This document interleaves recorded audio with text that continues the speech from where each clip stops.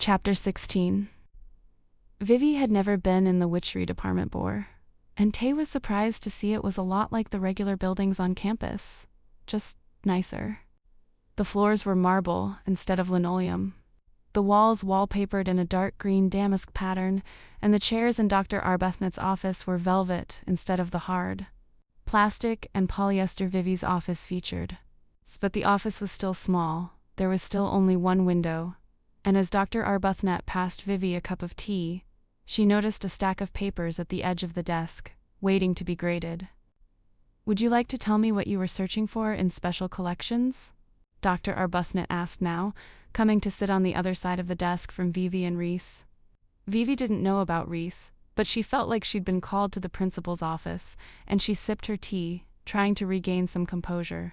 Between the kiss and the ghost, her brain felt like it had been scattered into a million pieces, and she knew she would need every shred of that brain to go toe-to-toe with the head of witchery. "We've had a magical mishap of sorts," Reese said, smiling as he lifted his own teacup to his lips. "Something went wrong when one was charging the ley lines, as is my responsibility as a member of the founding family of this town. Charm and authority, usually a winning combination, but Vivi saw Dr. Arbuthnot's expression harden. "A mishap," she repeated, her voice flat, then busied herself with collecting papers on her desk. "Well, this mishap has apparently released a ghost from a very powerful binding spell, so I suggest you fix it as soon as possible." A binding spell? Vivi leaned forward. She'd heard of those before, but they were intense magic, far more serious than anything she'd ever attempted. The ghost we saw today had been bound? The corners of Dr. Arbuthnot's mouth turned down, but she nodded. "Piper McBride, back in 1994, one of our best students, unfortunately became too interested in the darker arts, and when she attempted contact beyond the veil, she ended up accidentally sacrificing herself. This is why we're so strict about certain types of magic being forbidden. Mess with the wrong thing, it kills you," as Piper learned, sadly. Dr. Arbuthnot placed the papers back on her desk, her expression distant. "And when a witch dies as a result of shadow magic, we have no choice but to bind their spirit." Vivi had never heard of that, but it made sense. Magic was energy, more or less. Do too much, it could drain your life force right out of you. And if you died doing something especially powerful, that energy had to go somewhere, like making a ghost.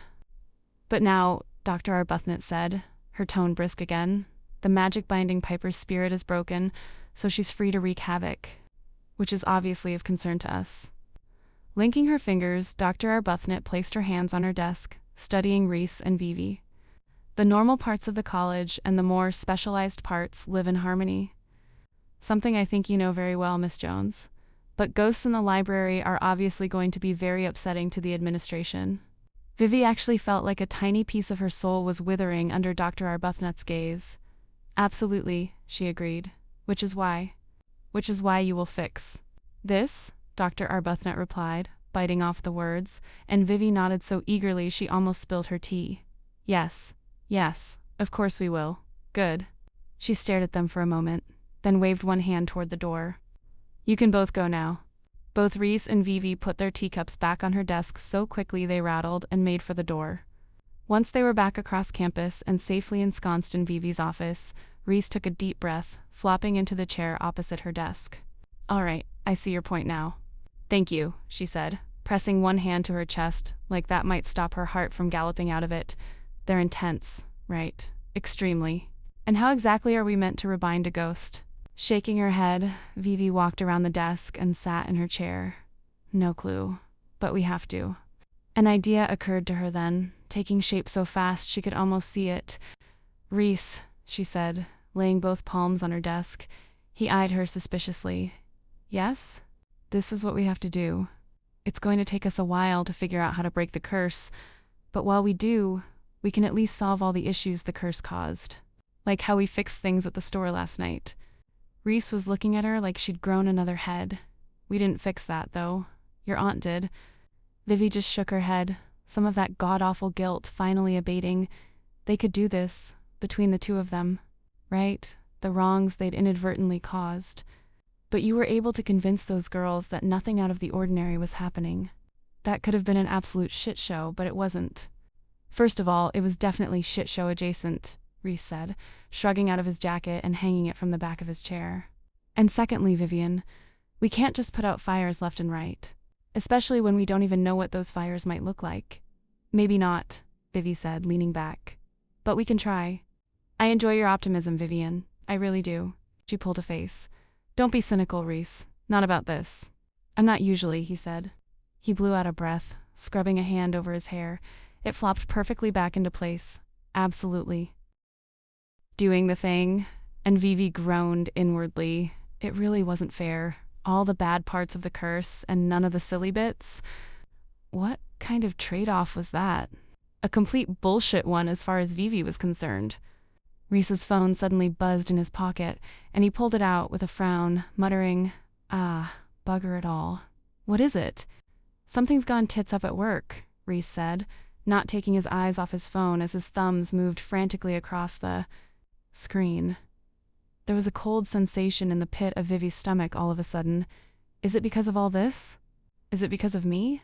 Course not, Reese replied immediately, glancing up briefly to flash her a smile. Shite happens in the travel business. He was lying. Vivi knew that. For one, he wasn't very good at lying, his eyes somehow giving him away. And two, she knew that part of Reese's magic involved luck. What better skill to have when you plan trips for people? If something was going wrong, it was because of the curse, which meant it was indeed because of her. Reese would be totally fair if he blamed her, but instead, he was trying to make her feel better. That was also just deeply unfair. Mate, he said brightly into the phone, posture tense even as his voice was all charm and ease. Heard you've run into a sticky wicket. Sticky wicket? She mouthed at him, and he rolled his eyes, shrugging as he shifted in his chair. No, not a problem at all, Reese was saying, even as he was frantically searching her desk for something. Vivi handed him a pad and pen, and he gave her a thumbs up as he leaned down to scribble across the pad. I can absolutely get that all sorted for you. Not a problem. For the next 10 minutes, Vivi sat at her desk and watched as Reese somehow transformed from the louche carafice charmer she knew into the most competent man on the planet. Phone calls were made. Notes were written out. More phone calls, and then several emails. At one point, he rolled up his sleeves and sat there across from her, phone pressed to his ear, elbows resting on his widely spread thighs, and Vivi nearly swooned. When he was finally done with all his calls and emails and texts, and who knew what else, Reese flopped back against the chair, slouching so low that his head rested against the back of it, and Vivi did not take a flying leap from her chair to straddle his lap, which really showed a lot of restraint on her part, she thought. Still, something must have shown in her face because he looked at her curiously. What?